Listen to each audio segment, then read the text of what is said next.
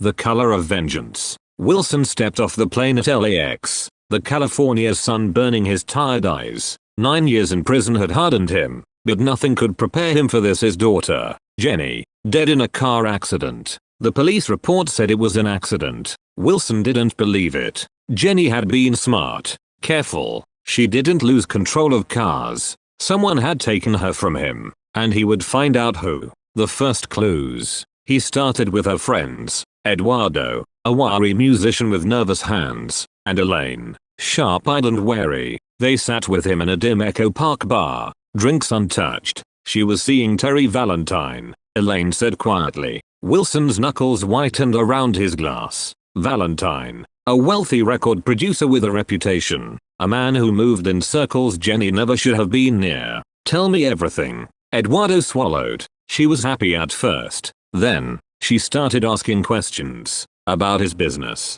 Wilson's blood ran cold. Jenny had always been too curious for her own good. The warehouse. A lead took him to a warehouse near the docks, a place where Valentine's associates handled their dirtier work. The men inside were armed, smug. Jenny, Wilson once sneered. Yeah, we knew her. Pretty little thing. Shame what happened. Wilson's fist shattered his teeth. They beat him bloody, tossed him into the alley. But as he lay there, tasting copper, he made a decision. He returned that night with a gun. When he walked out, only one man was left alive. Tell Valentine, Wilson said, wiping blood from his mouth, that I'm coming. The party. Eduardo helped him sneak into Valentine's mansion, a sleek monument to excess. Wilson moved through the crowd like a shadow, slipping into Valentine's office. There, on the desk, a photo of Jenny, smiling, alive. His chest ached. Then the door opened. Avery, Valentine's security man,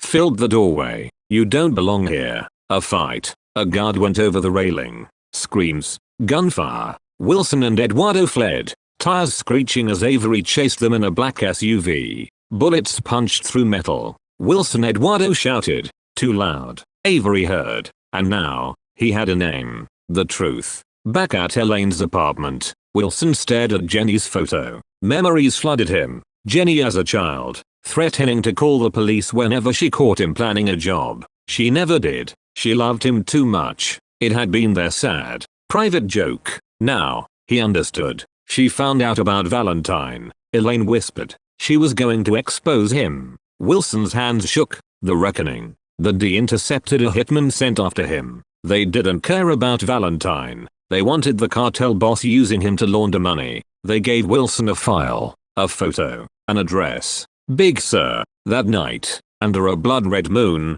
Wilson moved through Valentine's cliffside estate like a ghost. Gunfire erupted. Avery's men turned on each other, betrayal in the air. Avery lay dying in the dirt, cursing Valentine's name. Valentine ran. Wilson followed. On the beach, Valentine fell, his ankle snapping. He begged, gun trembling in his hand. She was going to ruin me, he screamed. She was going to call the police. Wilson froze, just like she used to threaten him. But Jenny wouldn't have done it. Not really. He lowered his gun, turned away, let him live. London. Rain tapped against a window of Wilson's flat. He sat in the dark, an old guitar in his hands. His fingers found the chords of Colors, a folk love song from another life. For a moment, he could almost feel Jenny's small hands clapping, her laughter filling the room. Then silence. He closed his eyes and let the music fade. The end.